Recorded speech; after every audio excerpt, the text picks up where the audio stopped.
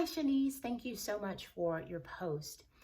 I really loved your discussion, and it reminded me of the video that we watched a few weeks ago with Professor John Barry. So he was talking about cultural psychology and some of the recent trends that are important if we're going to improve and begin to kind of increase our understanding in that area. So two of the pieces that he mentioned were inclusion and participation. So when you talked about outreach, it made me really begin to think about that a little bit more in depth, and keeping in mind that outreach is a very powerful way for us to engage with individuals of other cultures. And if it's kind of best case scenario, we're even going to be able to do it in their given country.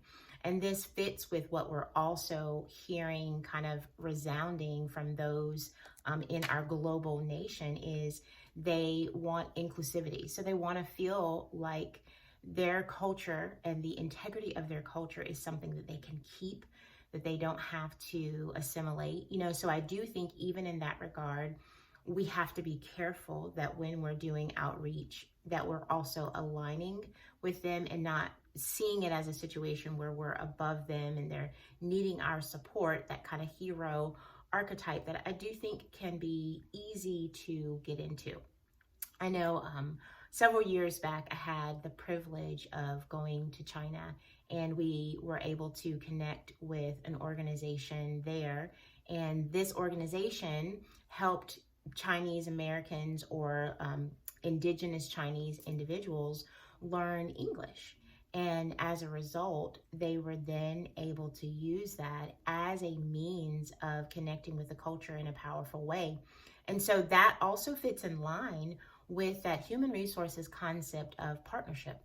Outreaches are often filled with opportunities to partner with the people that we are supporting, as well as other individuals who may have a like mind and a like heart when it comes to wanting to participate and move away from just our head knowledge or our book knowledge of global mental health and well-being and what that means, and really kind of step outside and go, well, what does that look like? How can I actually be a part of that?